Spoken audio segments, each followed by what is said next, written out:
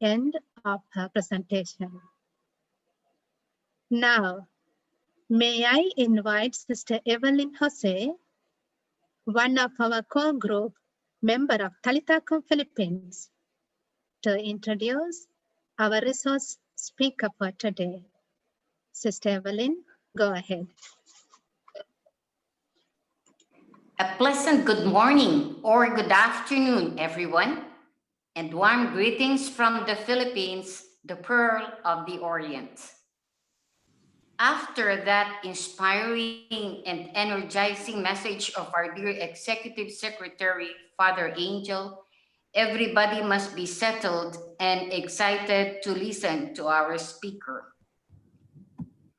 Joining us today is an amazing woman, Miss Odalie Abiao Garcia, a woman of faith and a woman of love for mission and her family. As an advocate for justice and peace, she works tirelessly and passionately to support the works and mission of the Church by giving voice to the voiceless and responds courageously with acts of solidarity with the least, the last, and the lost, especially the women, men, and children victims of human trafficking. At present, she is the Program Direct Officer of the Association of the Major Religious Superiors of the Philippines. Today, she will share with us her expertise and experiences as an advisor and writer and as a program officer. She would be talking on economic growth without human trafficking, raising awareness to youth and family. Sisters and brothers, let us welcome Ms. Odalie Abiao Garcia. Ms. Odalie Garcia, the floor is yours. Thank you, Sister Suba and Sister Evelyn. Good afternoon to everyone. Magandang hapon or magandang araw sa ating lahat. I'm happy to be here with you today. The topic is ingenious and original and maybe long overdue. Thank you, Talitha Asia, for organizing this webinar on a challenging topic, which I believe is addressed to each one of us. An economy without human trafficking, raising awareness to youth and families. The seminar today will have 6 very short parts. Introduction, framework. The third part will be economic values that fuel trafficking and slavery. The fourth part is re-imaging economics without human trafficking. The fifth part, raising awareness on human trafficking, and the last is closing.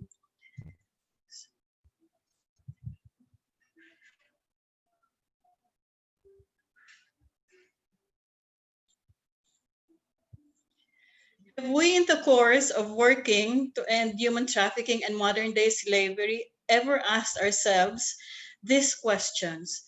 What values does our present capitalist economy promote? What values are necessary to re-image an economy or to recast an economy without human trafficking and modern-day slavery? Let us all take a minute to reflect on these.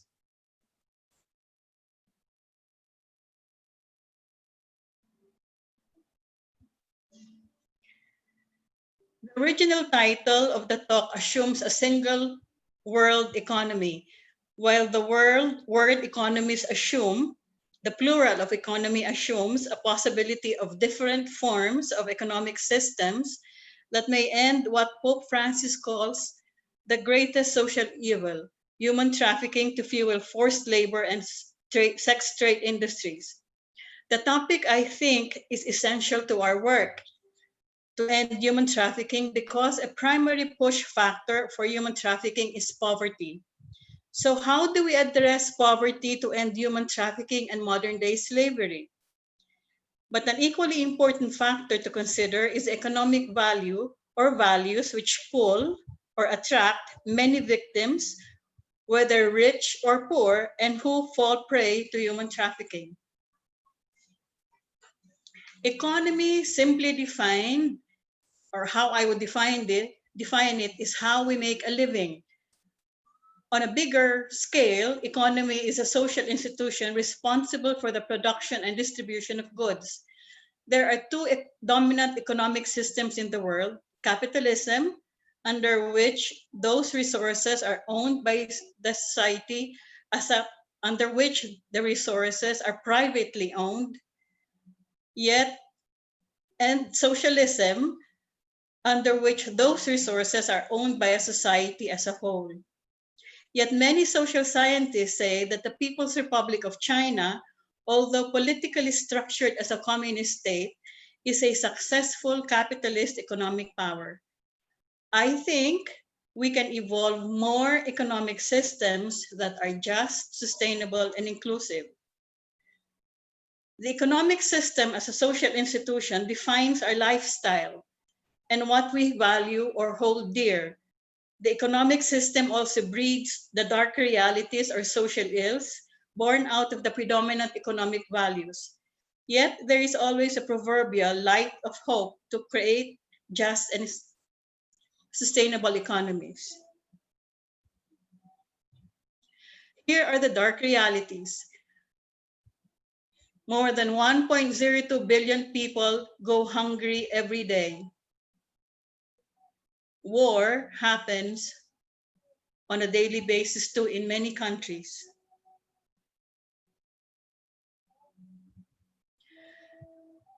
Let us read the caption on the picture to your left. Hunger has increased not as a result of poor harvests, but because of high domestic food prices, lower incomes, and increasing unemployment due to the global economic crisis. Many people cannot afford to buy the food they need. According to the chart, 640 million of those who are hungry are in Asia and the Pacific. How can we have such grave social ills, human rights violations, and unjust relations when the world is so blessed with beauty and rich natural resources? How can we take for granted the so many other realms or spaces available to us to chart a new economy, a new life far more humane and incredibly breathtaking and awe-inspiring?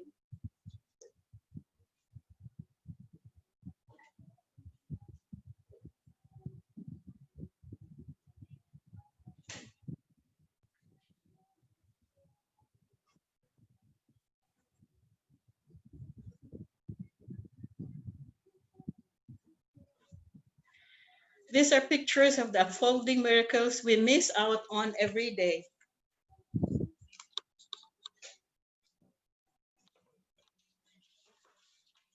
I will now present a framework, my framework. You can all develop your own framework on economics. And I call this the economics of creation story.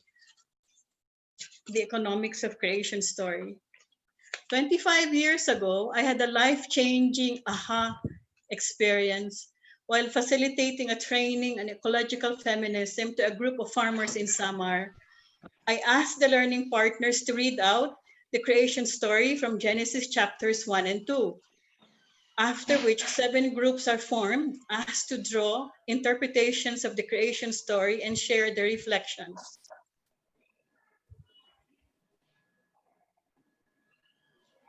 After the sharing, a farmer stood up to ask, "Ma'am, do you think creation ended on the 7th day when God rested?" Unsure of my answer, unfortunately, I really didn't know the answer. And assuming that he knew what he was asking, I asked him his thoughts on his question. And this is what he said. "In my humble opinion, when God rested, God entrusted the goodness of creation to us human beings. Sadly," he said, "instead of continuing to care for creation and what God left us, we destroyed what we inherited from God with illegal logging, dynamite fishing, consuming beyond our means. To me," he said, "we destroyed God's creation instead of caring what was left us."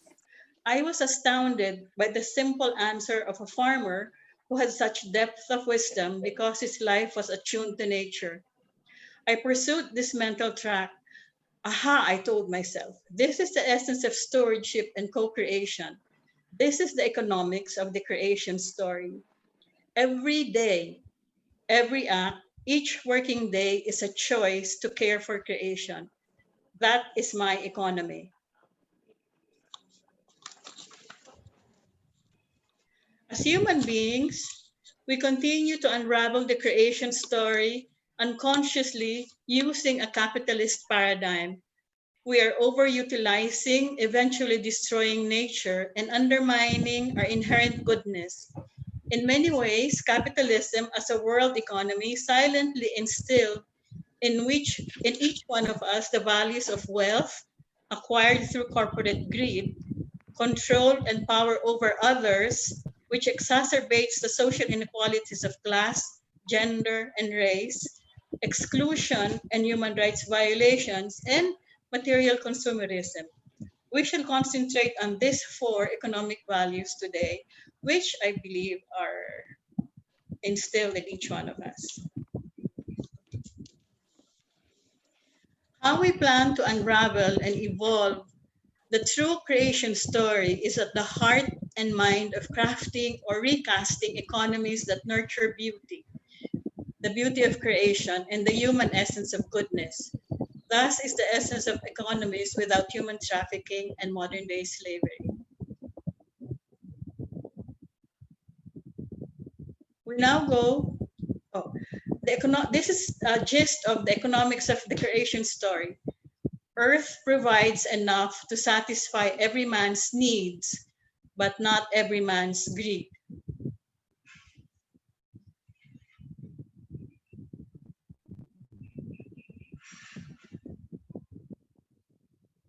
We go to the second part, which is economic values that fuel trafficking and slavery. Greed and wealth accumulation as a measure of personhood. Pope Francis says, let us say no to an economy of exclusion and inequality where money rules rather than service. That economy kills, that economy excludes, that economy destroys Mother Earth.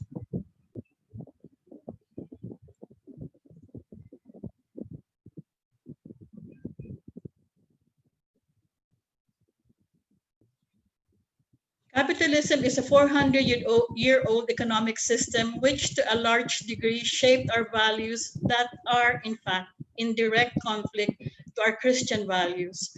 But we never gave those two conflicting value systems espoused by our religion and the capitalist economy much thought. We took this for granted as the norm, our way of life.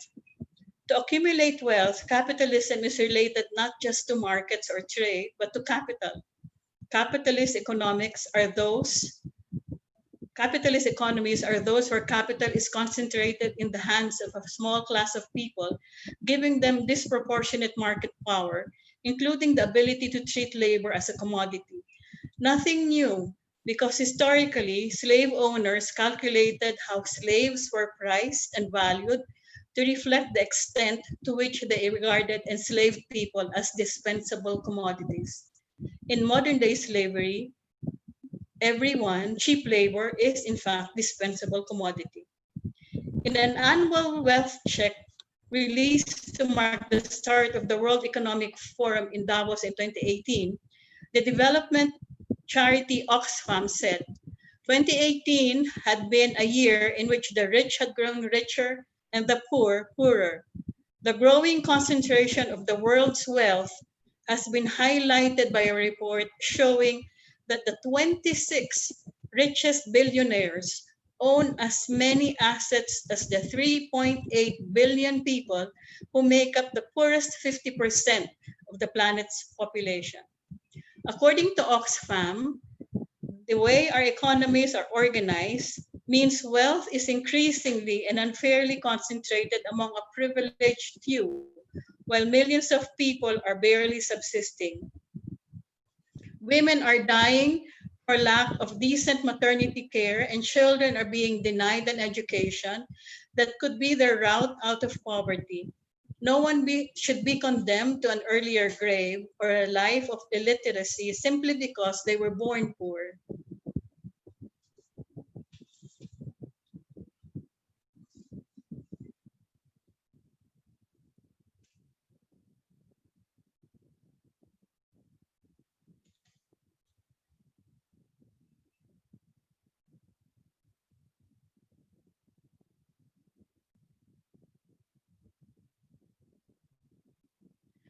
I posted some links if you want to check out the data for future webinars or trainings, and also some images to concretize the inequality of between classes and what capitalism is all about. It's about accumulating wealth.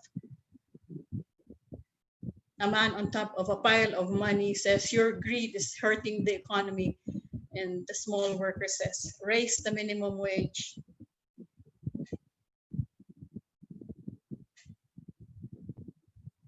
These are images which explains how the gap intensifies, and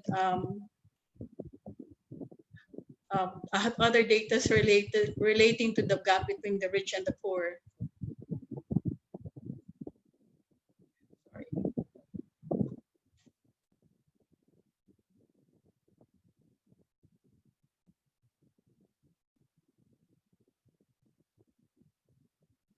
Jeff Bezos owns Amazon, and he's the world's richest man and has a fortune of $112 billion. 1% of his wealth is equivalent to the health budget of Ethiopia, which has a population of 105 million people.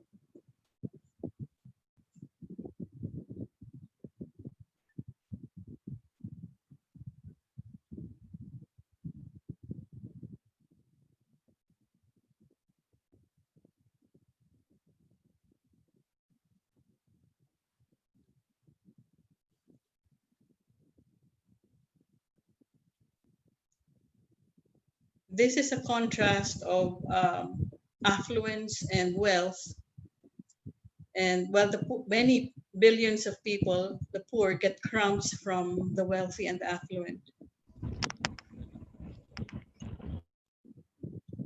We now go to the second value of capitalism, the need to have power over, the need to control as values to maintain gender, class, and race inequalities. Capitalism breeds class, gender, and race inequalities primarily maintained through unjust and abusive relations. They pit men versus women, rich versus poor, white versus peoples of colors. In capitalism, relationships are hierarchical. There is a pecking order with man as the most superior of human beings, having dominion or full control over women, children, and animals and nature. Sadly, 25 years after 189 countries adopted a 150-page roadmap at the UN Fourth World Conference on Women at Beijing for achieving equality for women, a new report by the UN Women says the reality is that millions of women still face poverty, discrimination, and violence. Worse, according to last year's UN Development Programme's new Gender Social Norm Index, about half the world's men and women believed men made better leaders, while over 40% thought men made better business executives and had greater rights to a job. Further, 20% felt it was justified for a woman to beat his wife. The survey was taken last year.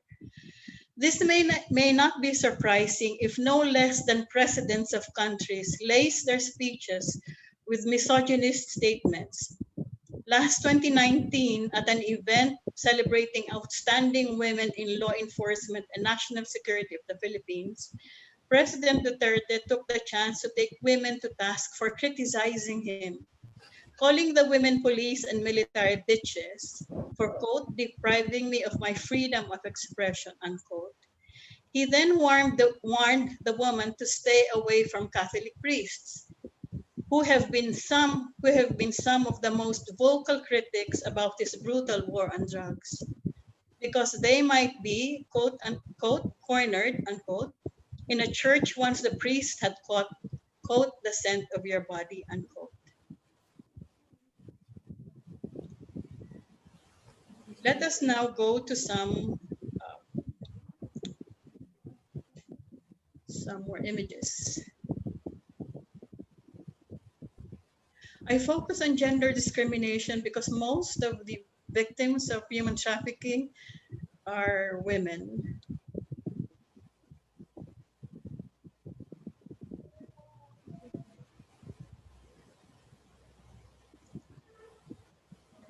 Between 60 and 100 million females are missing from the current world population. Before, in the 1780s, slaves were worth to what is now $40,000 US. Now, slaves, those who are trafficked, are in 2013 are worth $300.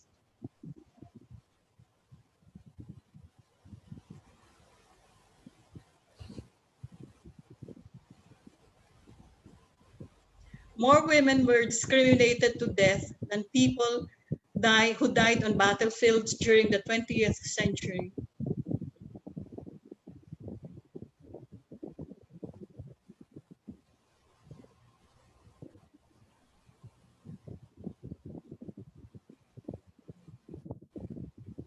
One in 7 women in Nigeria die from childbirth due to poverty and a lack of medical care.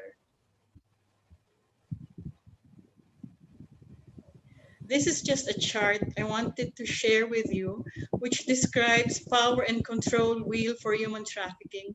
It differentiates between sex trafficking and labor trafficking.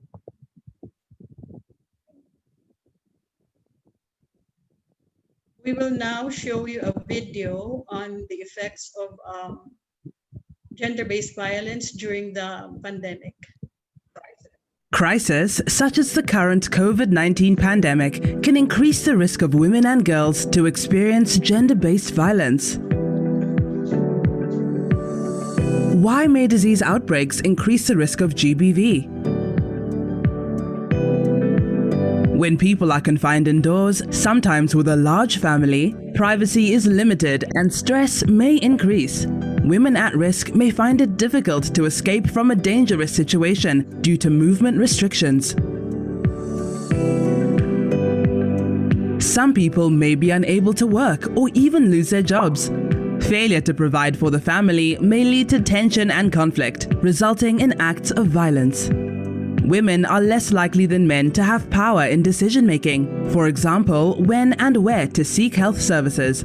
This may put their general needs and health at risk. People cope differently with tensions and conflict in the household. Some may adopt unhealthy behaviors such as alcohol or drug consumption. This may increase acts of violence in the home. Home is not a safe space for everybody. GBV does not only affect individuals and families, but also communities and the society as a whole. Everyone can take action.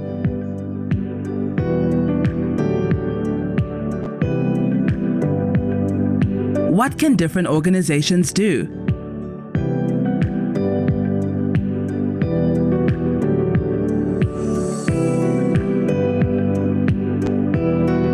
During a crisis, governments need to ensure that police, health, and social services are part of the essential services for survivors of GBV. Also, shelter services should be expanded. All departments should follow a gender-responsive approach. Civil society organizations should increase awareness on services available and find innovative ways of providing support to survivors of GBV. Media organizations can report on the gendered impacts of COVID-19, emphasizing that the outbreak affects men and women differently. In addition, they can ensure that the voices of women and girls are heard.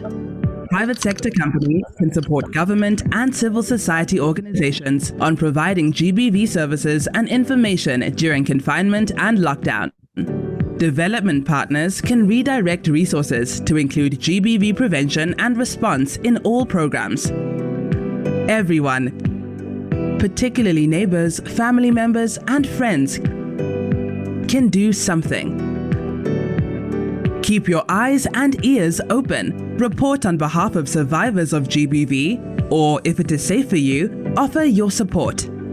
Seeking services can reduce the consequences of violence on the well-being, health, and safety of women and children.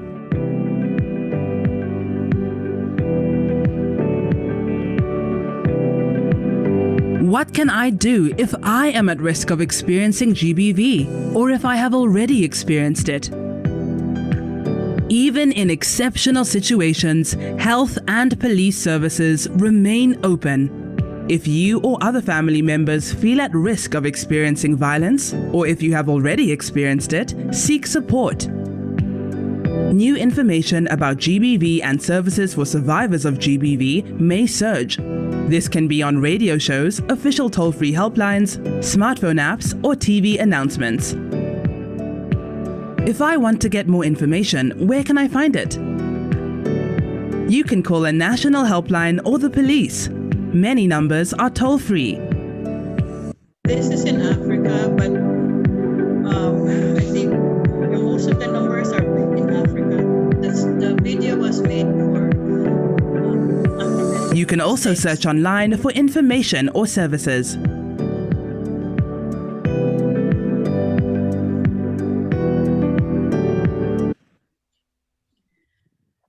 Just a note, I think Gigi is here. She works with IJM, International Justice Mission, and they have very good statistics on how online sexual exploitation of children increased during the pandemic.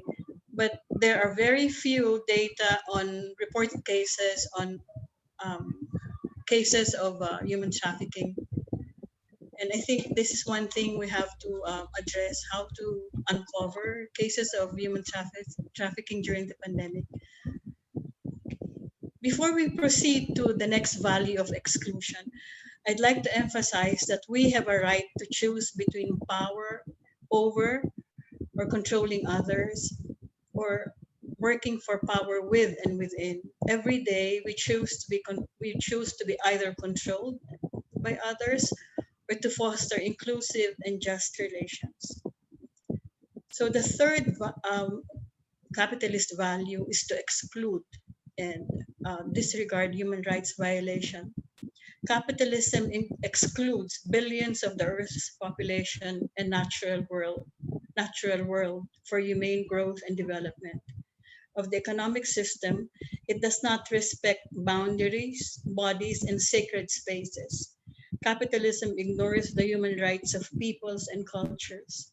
And it's not just billions of people that are suffering. 2/3 of the world's vertebrate species are becoming extinct. The global pandemic revealed the cracks on the foundations of capitalism, which thrived on human incursions on ecology to increase production for the main goal of accumulating more profit. Mountains are denuded, extracted, mangled, and bodies of water excavated and polluted. Capitalism does not recognize the rights of nature to heal, to rest, and regenerate. If an economic system equates self-worth, human dignity, and human rights to being wealthy, having power and control over others, and belonging to an exclusive space of the rich who have access to the world's natural wealth, then logically the same system ignores and nullifies the existence and the human rights of the poor, of women, and of peoples of color. The fourth value, which is espoused by capitalism, is to consume more. Another version of consumerism, I guess, is materialism. To consume more, the need to have more.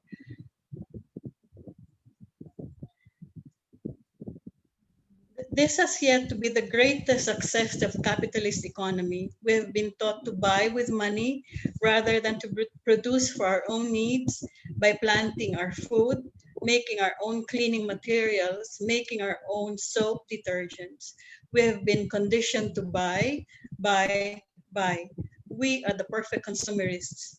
The first slide on hunger states that many poor people cannot afford to buy the food they need.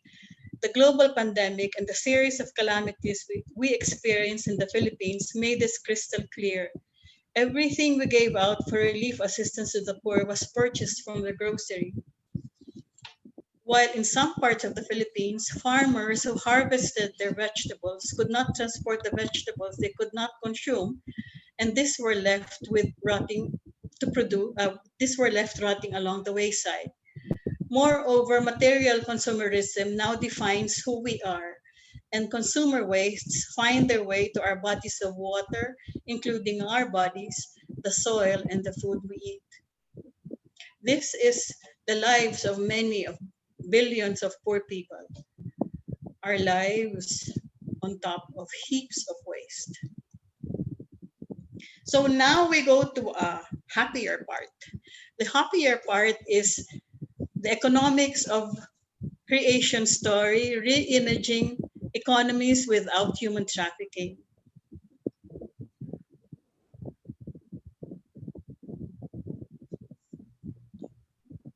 This is the exciting part and the most challenging part. Here, now, we begin to reclaim our true selves by re-imaging and crafting just and sustainable economies.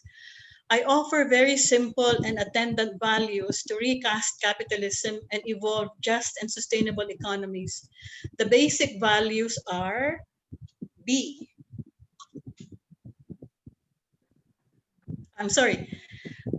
Before that, the way I see it, there are two options. Citizens stand together to end corporate power, or we just let corporate greed bring us to the end of human civilization. So the first value, which I think is essential to building just and sustainable economies, is B. I'm sorry. Okay na. We'll play this. When I watch TV. Okay.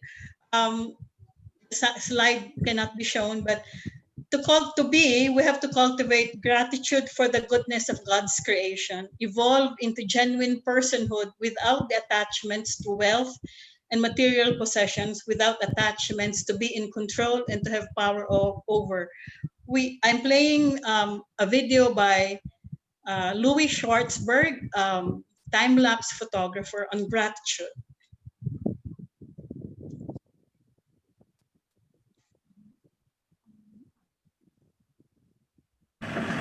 When I watch TV, it's just some shows that are pretend, and when you explore, you get more imagination than you already had, and when you get more imagination, it makes you want to go deeper in, so you can get more and see beautiful things. Like the path. If it's a path, it could lead you to a beach or something, and it could be beautiful.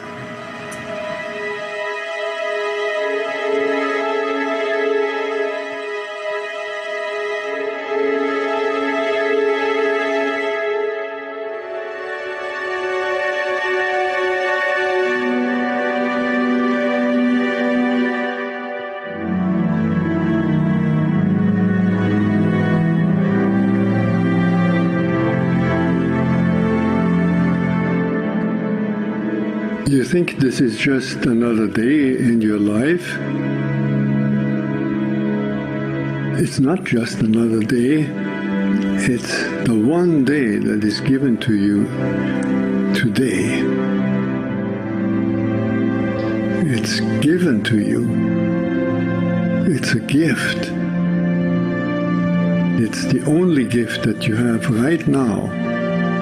And the only appropriate response is gratefulness.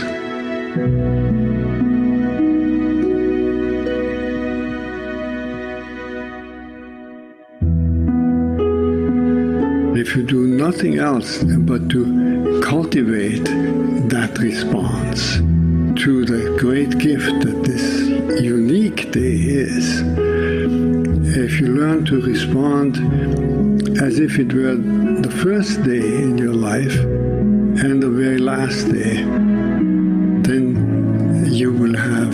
spent this day very well.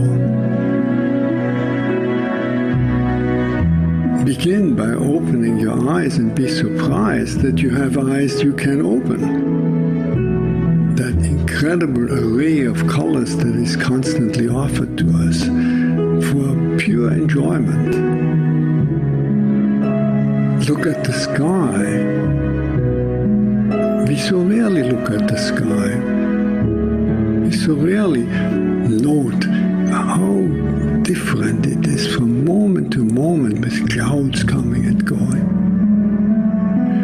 We just think of the weather, and even of the weather we don't think of all the many nuances of weather. We just think of good weather and bad weather. This day, right now, it's unique weather.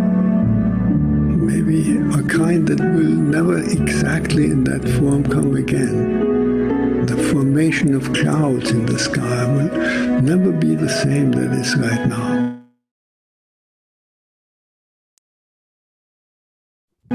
Open your eyes, look at that. Look at the faces of people whom you meet. Each one has an incredible story behind their face, a story that you could never fully fathom. Not only their own story, but the story of their ancestors. We all go back so far. And in this present moment, on this day, all the people you meet, all that life from generations and from so many places all over the world flows together and meets you here like a life-giving water if you only open your heart and drink.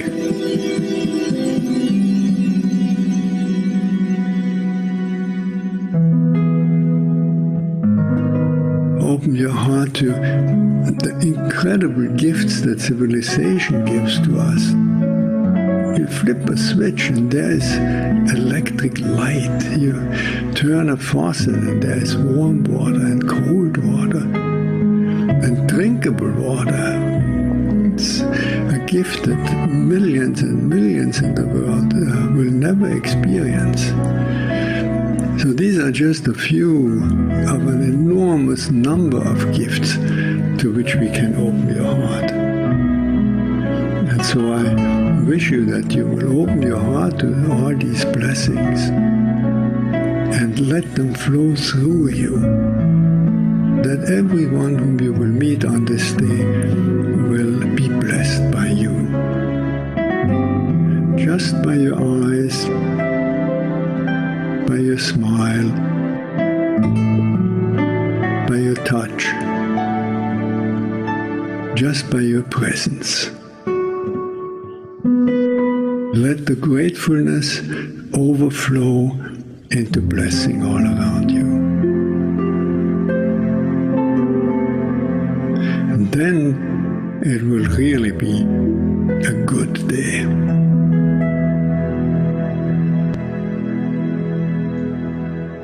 Is everyone still awake?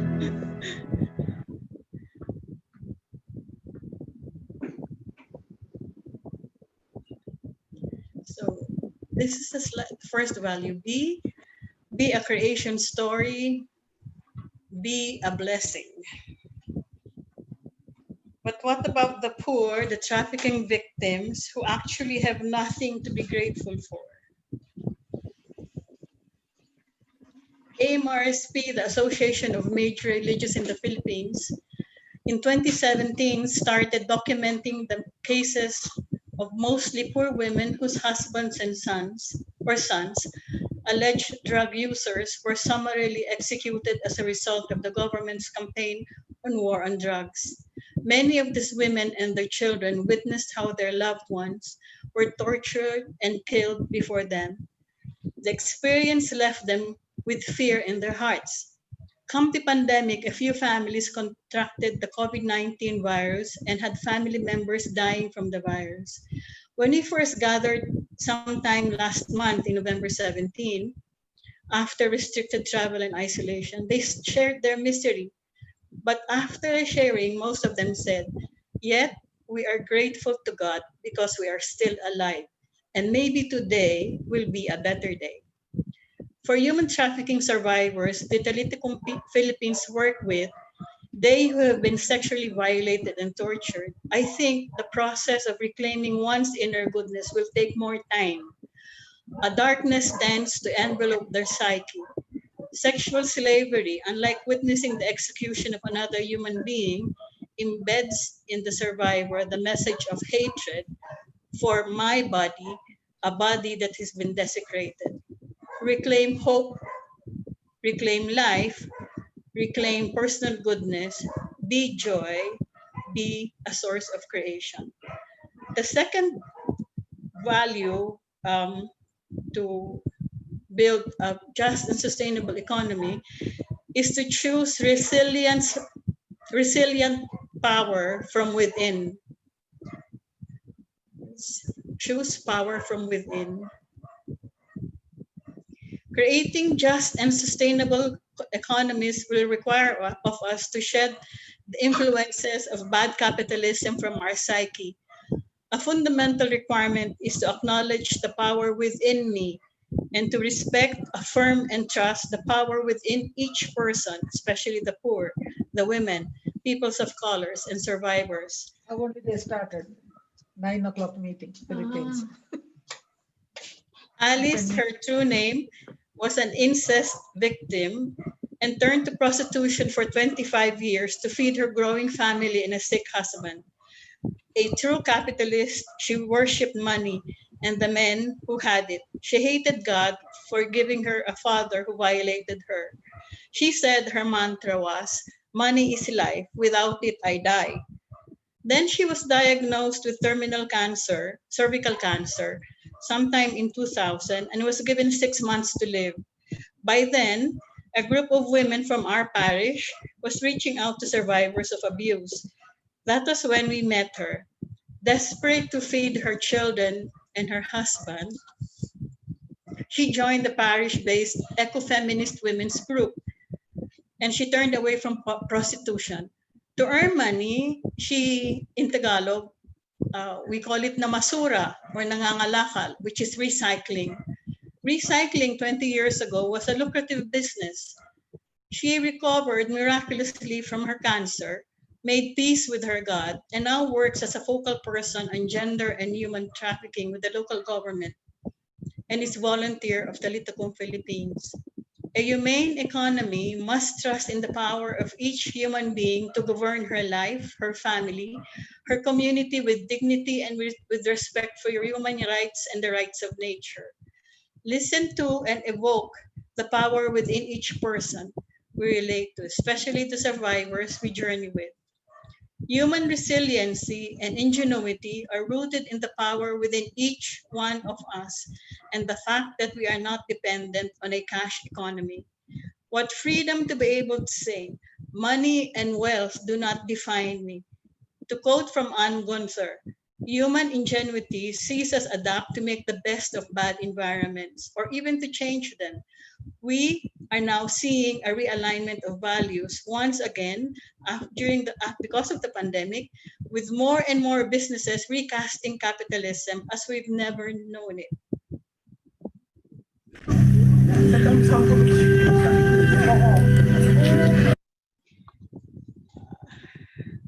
The third, I'm sorry, but something went wrong with our PowerPoint. So the third value is defy gravity, embrace inclusivity.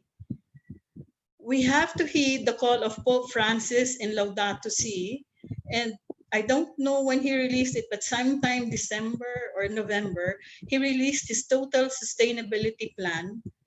And then this November, he launched a summit called Economy of Francis. This is his vision of a total economy shakeup. Taliticum Asia can sponsor another webinar on this important call of Pope Francis to create just, sustainable, and inclusive communities. Let me say that at this point, I think religious congregations, cooperatives, Nordic welfare systems are living models of alternative economic systems. To capture the essence of sustainable living, Let us watch this video of a family in Africa.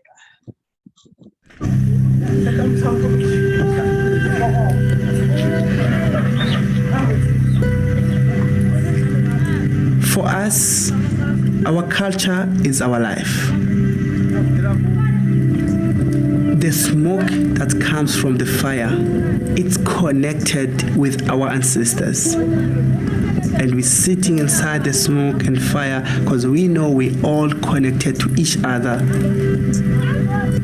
We share, we talk around the fire, we eat together. It's our culture.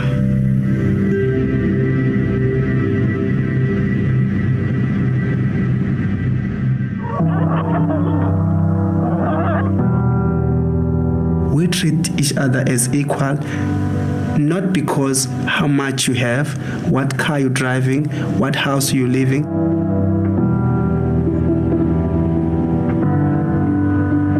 People, they think maybe what we have is so little. For us, it's enough. We're happy. We don't understand, Paul, what it means because we have everything we need. Because I live from the land.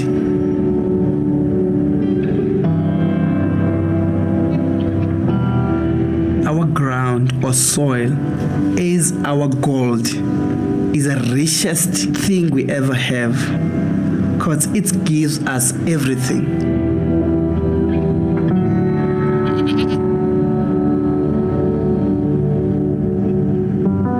We have plenty land for farming.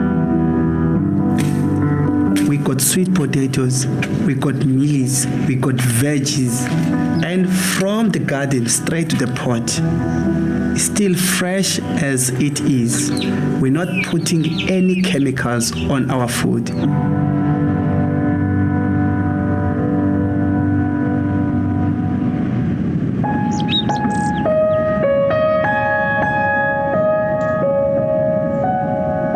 We all give a hand to each other. Sometimes the old people, they can't do the field anymore. They're living alone. We go and do the field for that person to make sure that they got food.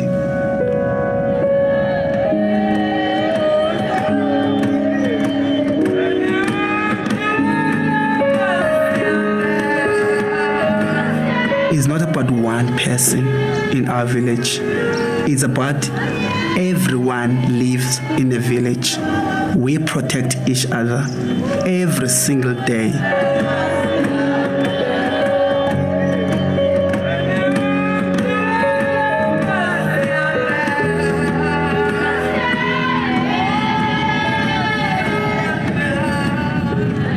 I'm very, very happy to born and breathe in this area.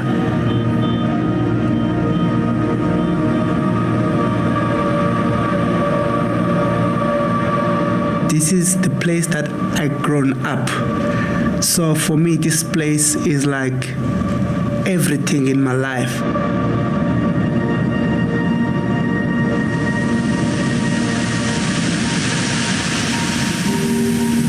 We have waterfalls. We have beaches. We have gorges. We have rivers. We have clean sea.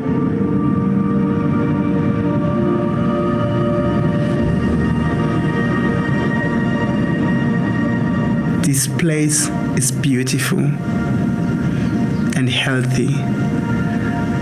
It's like heaven.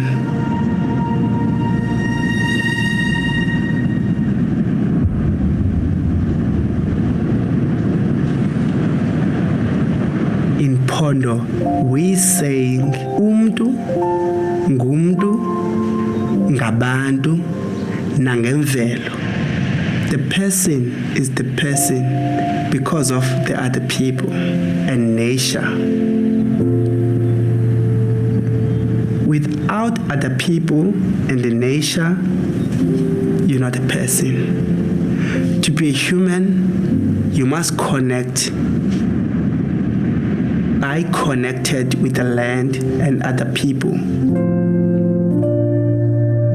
that's a good life and I'm happy. That's all I need in my life.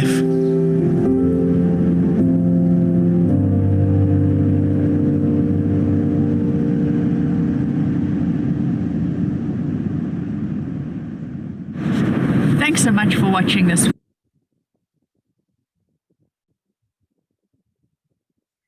We discussed this earlier, but it didn't come out, so.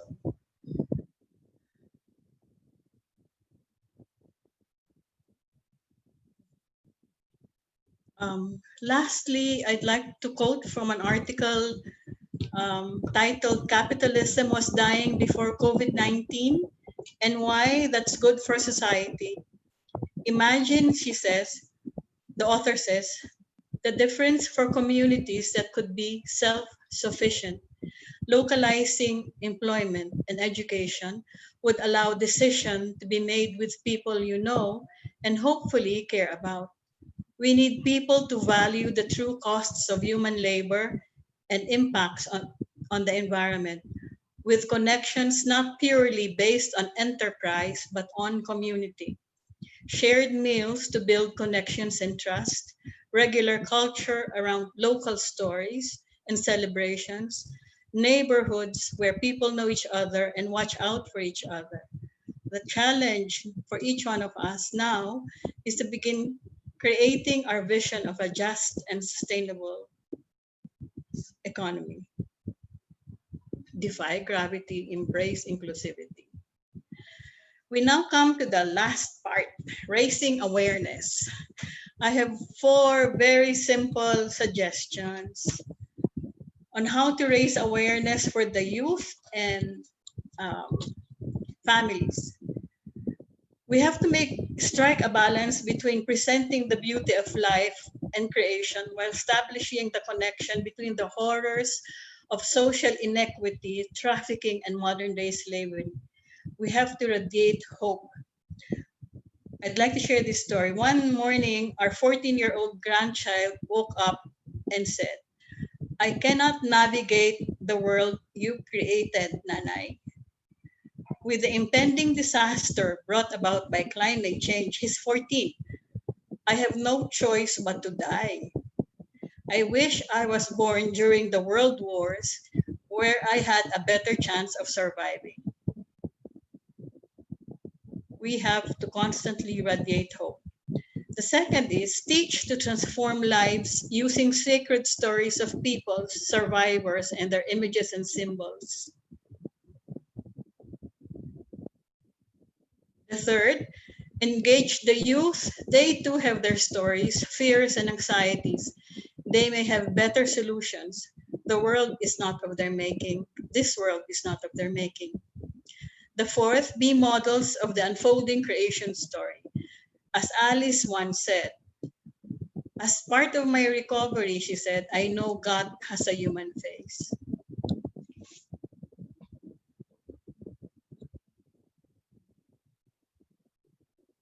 In closing, I would like to leave you with this image drawn by a 12-year-old boy, our son, who captured in his drawing when he was 12, amazingly, what Sally McFay, an ecological feminist theologian, developed as an approach to ecological issues on care for the earth as if it were God's body. In his drawing, he said he made a mistake because he should have included the stars and the universe, the sun, the moon, as part of God's body. If everyone had faith in a good God who suffered, love will have no ending, and life in this world will be like heaven and on earth. Thank you very much.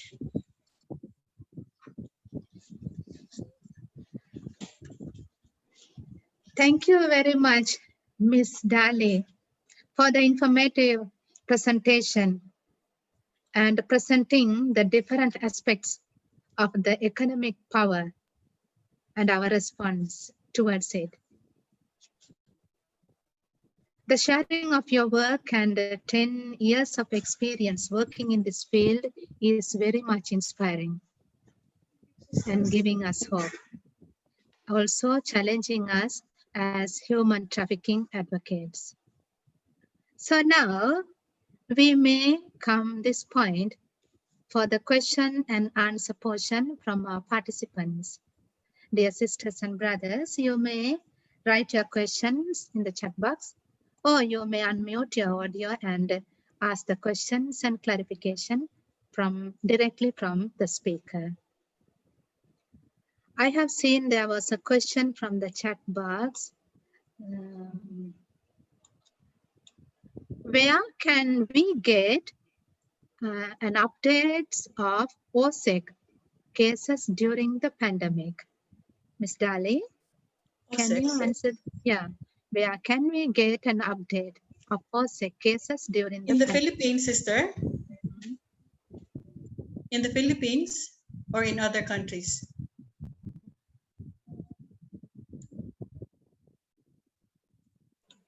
It is not mentioned which country, maybe worldwide, or you may say in the Philippines as well as in the world.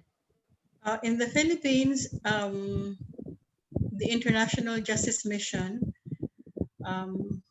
provides data, and they have very good working relationship with the Philippine National Police and the National Bureau of Investigation. So maybe we'll send the contact numbers after the webinar. Or maybe Gigi can share, no? I think she's watching. Yeah.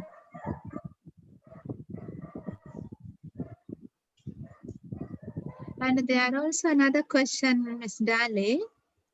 Has Talitha Philippines currently have any community programs or initiative to increase the level of awareness to elevate it to reporting level and increase level of engagement, support to the process of pursuit of justice?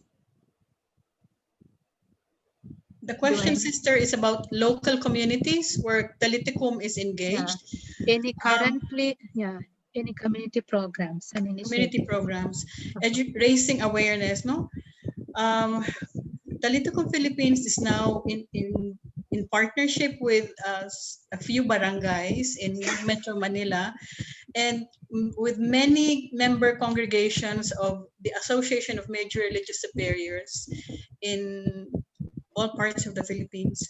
Recently, we gave education raising trainings to Barangay Talayan and the parish in Novaliches, no?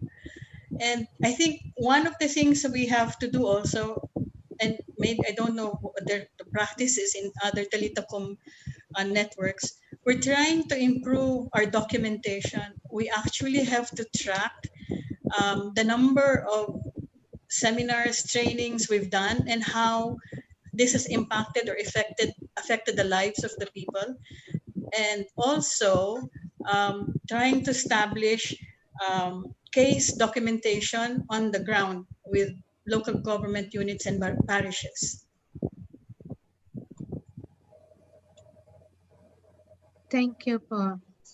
If Sister Vivian, the coordinator of Talitacom Philippines, if she would like to share something regarding this question. Yes, like Ate Dali said, we have plans. We have plans for with the cooperation with barangays. Especially now we have already, even though in this pandemic, we started in Barangay Talayan and Barangay Bagong Silangan in Novaliches Diocese. And also our plan is to educate these barangay people and our sisters to take these intake forms so that we could find out and we could have the recordings. So for the moment, our aim is whoever the barangays willing to cooperate with us, we were and we are willing to give our support as TKP coordinating team. And also we are during this time, during this trainers training also, we are trying to do this capacity building to our sisters in different parts of the Philippines to continue this work. Thank you. Thank you, Sister Vivian.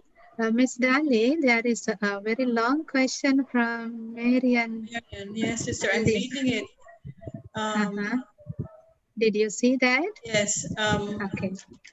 I believe we have to take one take at a time, but she says we have to address the bigger scale of capitalism and corporations destroying the environment and institutions. I have in the text of the sharing links for campaigns done by different groups all over the world, one of which is Nordic welfare model, where they passed a law prosecuting the I don't know what the word is, users of prostitution, and decriminalizing the sex workers. So it's criminalizing the users of prostitution. I don't have the link in the PowerPoint, but it's in the paper if people need it. And then there are also so many inspiring stories, and this is what I'm thankful for the internet. There's so many interesting stories and videos about how Taiwanese students changed their economy and elected a very reliable minister. So it will require a lot of work, but that's what we're here for.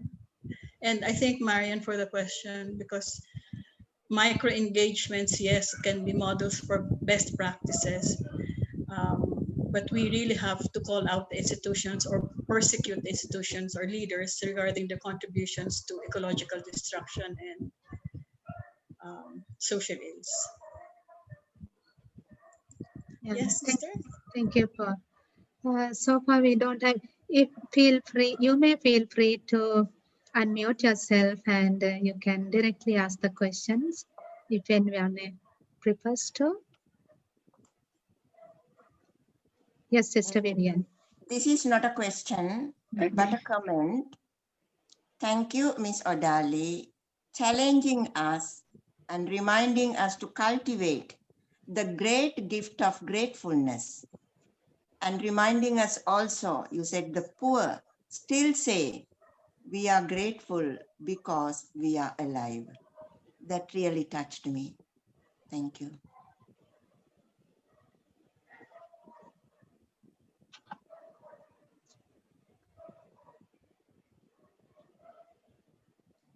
In my life experience working with the poor, they have become my mentors, my inspiration. Co-workers, co-journeyers in the work for peace.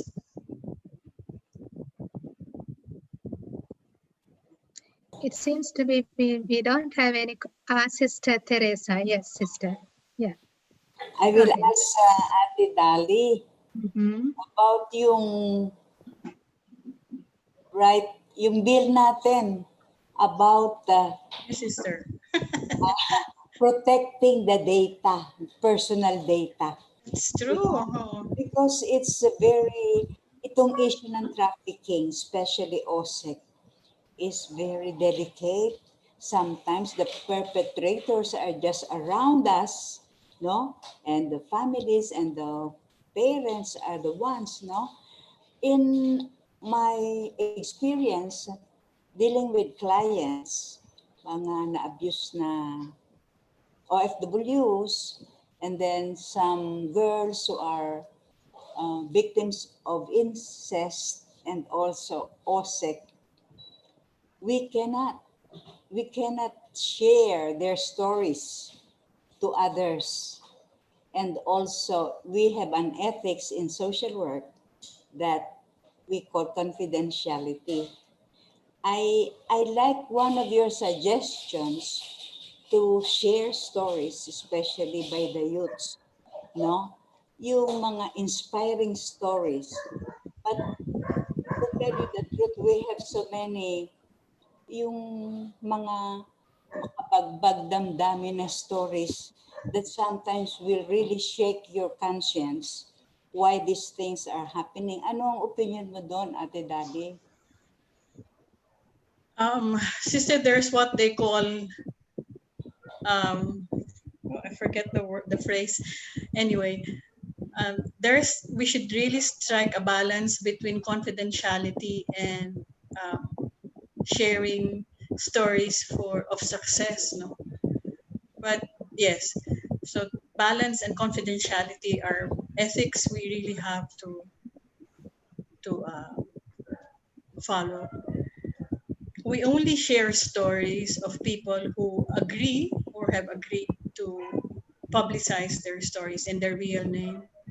So, and also sometimes I think there's people get tired. Also, it's not the word, not tiring, but depressed hearing such gruesome stories, even just about summary executions of people and witnessing them, but more so about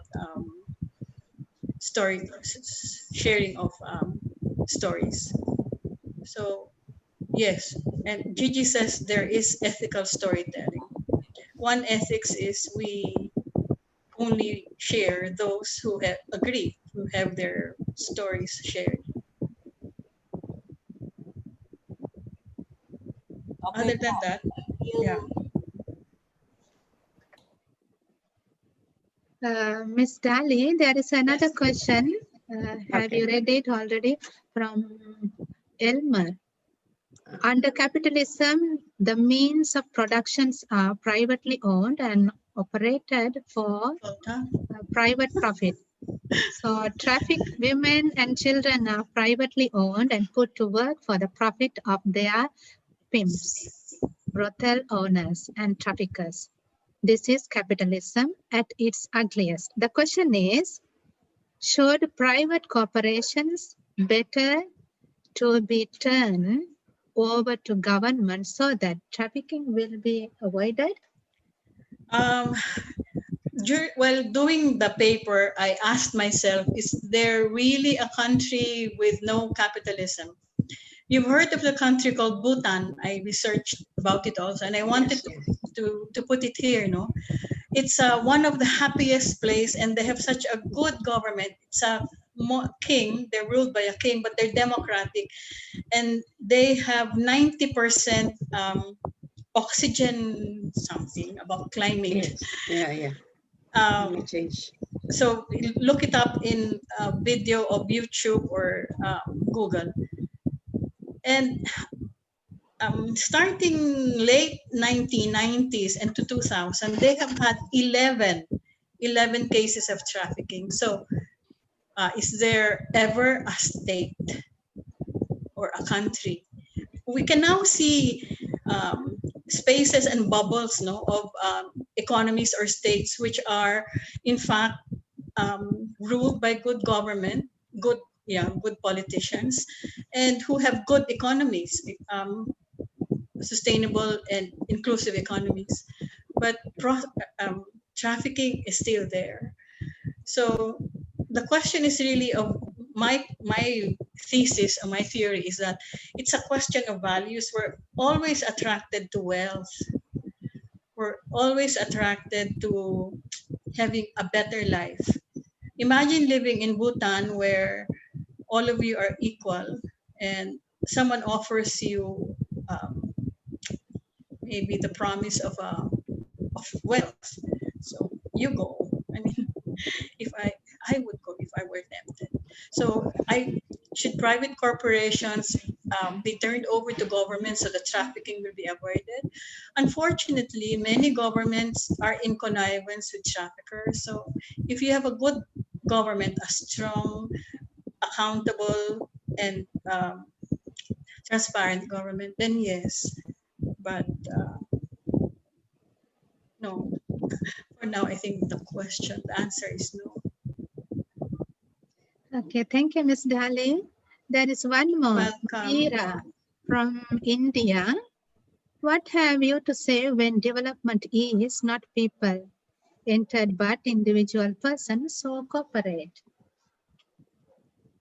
Sister Dan, I don't know if you're a sister. I think we discussed it earlier. Then you become very exclusive. Individual persons and corporations, some very few individuals, like 2,000 billionaires, are developed in a sense, but billions are left poor. So when the development is not people-centered, then you have an inequality and inequity.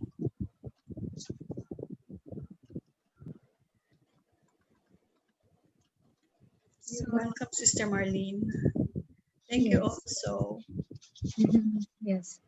So I think we have come to the end of the question and answers. Thank you everyone for the questions and clarifications raised for a better understanding. And big thank you to Ms. Adale for answering them with your knowledge and experiences. Great. Merry Christmas to everyone. So may I now invite Sister Abby Avelino, the coordinator of Talitha Japan, for the closing remarks. Okay, I was muted. Okay. Well, thank you, Sister Subhashini. Well, first of all, on behalf of Sister Gabriela Botani, the Talitha International Coordinator, and Sister Adele Abamo, the Talitha Asia Coordinator, and the rest of Talitha Asia team, which is organizing this webinar. It's, as you know, this is a whole year series of webinars. So we would like to thank you all for your participation. This is our third webinar already, imagine. So we're doing well. So again, thank you. And also thank you to our speaker, Ate Dali Garcia. So thank you for taking your time to speak to us today. It was engaging, interesting topic, very informative.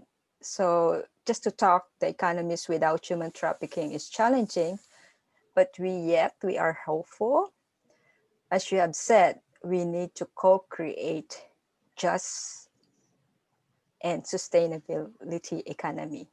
Yes. The values that you have said, the values of exclusion, human rights violations, the gender inequality, those are the important factors that we really need to reflect on. You mentioned about the economy of Francesco. I think this is we need to reflect on. This is really need to say no to economy with inequality. So it's very interesting also that you mentioned about the human and nature. I like the story of Sia. That's all we need. Simple life. So we continue to this reflection as we go on. So just live simple. So we have enough. Yeah. So I think this is our takeaway, this webinar. Thank you again, Ate Dali. You are a very gifted woman. So of course, I would like also to thank you. We would like to also to our facilitator this webinar, the Talitha Philippines. As you know, this is we're hosting the webinar. Every country is hosting a webinar. So this time it's Talitha Philippines. So without you, Sisters Vivian, Sisters Subhashini, and there is the rest of the Talitha Philippines, this webinar won't be possible. Thank you so much.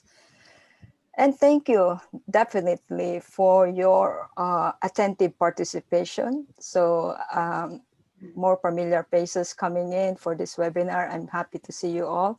This time my role is different. You see me as a moderator, but I'll be back again. So we have to see you. We hope to see you again next webinar. So next time, as Sister Subhashini mentioned, it will be facilitated by the Talitha Korea. So we look forward to seeing you again. So I believe that is going to be on January 30, 2021. Again, let us carry this topic, an economy without human trafficking. And this is very interesting because this is a theme also on the International Day of Prayer Against Human Trafficking on February 8th. So let's reflect on this as we carry on. We look forward to seeing you again next month. Thank you so much. Merry Christmas and wish you all the best. Thank you. Thank you. Thank you. Thank you, everyone. Thank you. Thank you. Thank you. Thank you. Merry Christmas. Thank Merry you. Christmas, Bye. everyone. Merry Christmas, Before we everyone. I think we're not over before yet. we Huh? have our Merry Christmas. sorry. Thank you. Merry Thank Christmas. you. Thank you very Merry much. Christmas. Thank you Thank from you. Uganda. See you again. God bless everybody. And Before thank we you. go to Merry Take care. Christmas. Merry Christmas. Thank you. Merry Christmas. Bye, everyone. Thank you. Bye. sorry, Merry before we Christmas. go to our ending, there is a small reminder as Sister Abhi already mentioned. Let me share the screen. A very small reminder. Yes, here.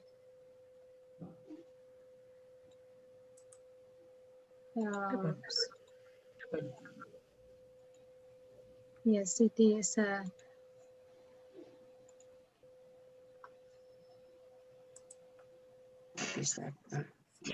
Yeah. This is our page, Talitha Philippines. You may join us by liking our page. So you may see this is what it will appear. So it is your kind request to join us. And also, as Sister Abhi already mentioned, our forthcoming webinar will be in month of January, facilitated by South Korea.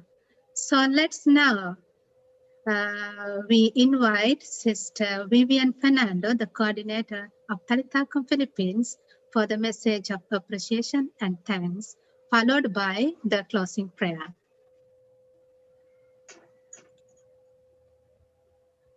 Thank you, dear sisters, brothers, and all our partners who are joining with us and your presence today for the webinar and your active participation. Especially my gratitude to Father Angel Cortes, our Executive Secretary, who is always lifting our spirit by his words and actions in our Ministry of Anti-Human Trafficking in Persons, and Sister Happy for your support and interest in this ministry. Our resource speaker, Ate Dali, I thank God for you constantly for the knowledge and commitment as human development worker. You have dedicated your whole life working with the church and your enormous support to the TKP. We are ever grateful to you, Ate Dali. Thank you for the informative presentation. Sister Abby Avellino, coordinator of Talitha Japan. Thank you very much for being with us today and for the message of hope and love and the promise of working together. How small our world today to be together, Talitha Asia and other countries we were together for some hours. Thank you, thank you.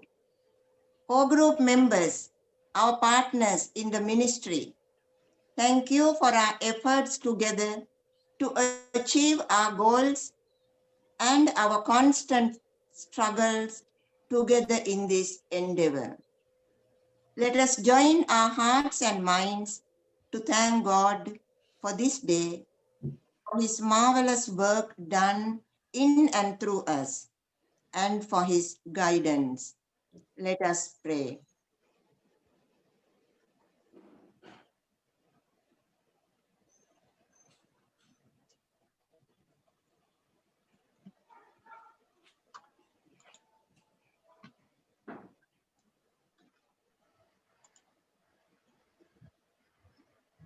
May the presence of Christ be our strength.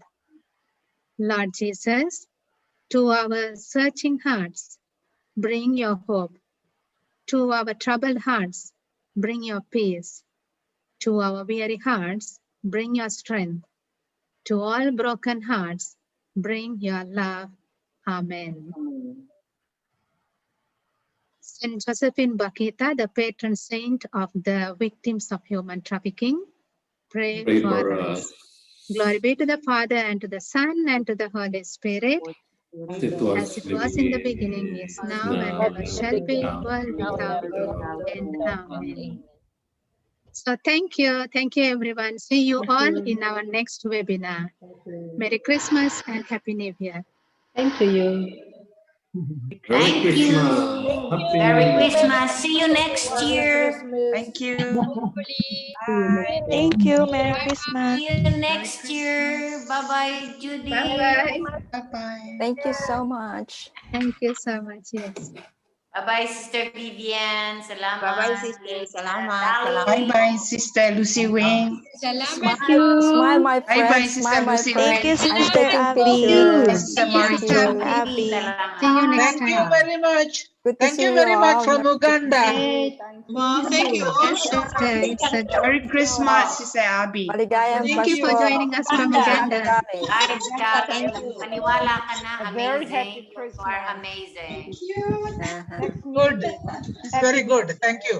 Thank you. Yeah, they're good. Thank you, Winnie. Thank you. Thank you very much. Merry very much. Christmas. From Merry Christmas. Thank Thank you for being there. Thank you. Next year.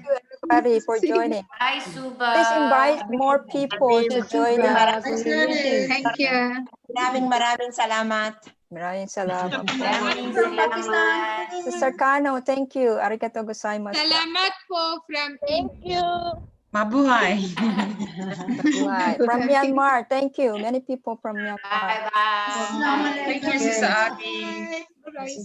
Sister Evelyn, thank you. Thank you, Sister Abby. Thank you, Sister Abby. We had one Mahal kita. We will send the men and women. Mahal kita.